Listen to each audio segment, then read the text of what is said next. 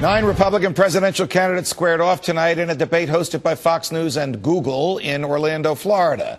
According to the latest Suffolk University poll, Mitt Romney is in the lead, with Ron Paul in second place at 14%. Joining me now is my friend and colleague, Fox News political analyst Juan Williams, author of Muzzled, The Assault on Honest Debate. You know we'll have honest debate here, my friend. There you go. All right, now, you got to tell me what you think of this headline in something called the Daily Caller. Quote, poll. Romney leads New Hampshire. Huntsman third, Perry fourth. Now, do they know how to count? Why would they omit saying who was in second? Well, you know why? Ron Paul.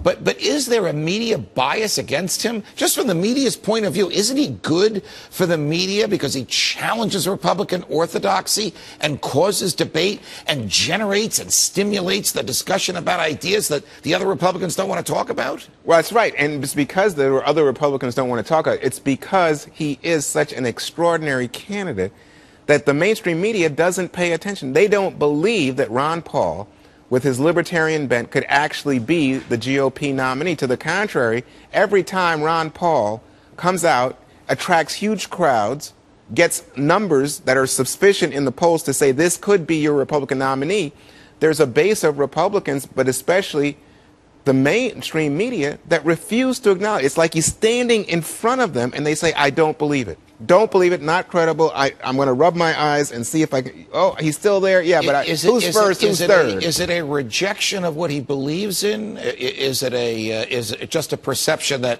these numbers that we're seeing are not accurate and can't last? Well, you know, part of the problem is that if you look at conventional mainstream Republican ideology, it's not isolationist. So some of the key issues that have erupted during our age, weapons of mass destruction, Iraq, Afghanistan, pursuit of Osama bin Laden, foreign aid, Israel, popped up this very week. Right. On all these fronts, what you hear for Ron Paul is contrary to Republican orthodoxy. Okay, Judge. but you would agree with me, and obviously disagree if you feel inclined. The key issue is the economy.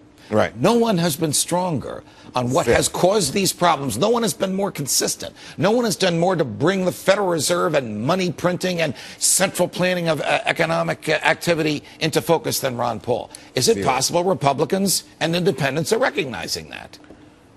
No, they're not recognizing it yet. And again, you know, what strikes me about this is I think Ron Paul is the father of the Tea Party, and in large part because of his criticism of U.S. economic policy and printing money, you know, willy-nilly, and saying that we are, in fact, out of control and we need to get back into some kind of very hard basis for currency. This is all Ron Paul. Okay. And saying spending is out of control and taxation is too much, and he's been back and forth with Perry in this debate and others about this issue. So here's what we know.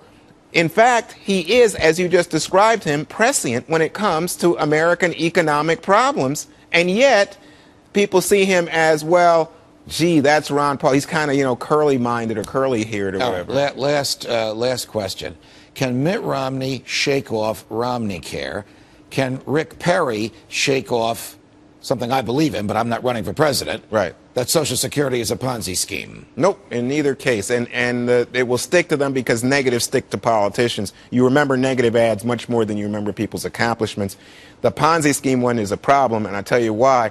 I don't know exactly why you agree with it, because there's nothing illegal about Social Security. But the Ponzi scheme one resonates with a lot of conservative Republicans. The Romneycare doesn't resonate with any conservative Republicans. Right. But health care as an issue resonates with independents, and so he can argue, you know what, once I get through this primary process, I can say I care about this issue. That does have some positives to it, but not many in an age when it's overwhelming. Republicans condemn Obamacare. Too late for Sarah Palin or Chris Christie, or not quite too late Not yet? quite yet, although the numbers are overwhelming. People don't want, Republicans I'm talking about, because that's who, this is a Republican contest. Republicans don't want Palin, and Republicans are salivating, Judge, at the idea that Chris Christie might come in to do. They still want him. Yeah, because the numbers, and after Perry first came in, oh yeah, we're satisfied with the field. His debate performance is in.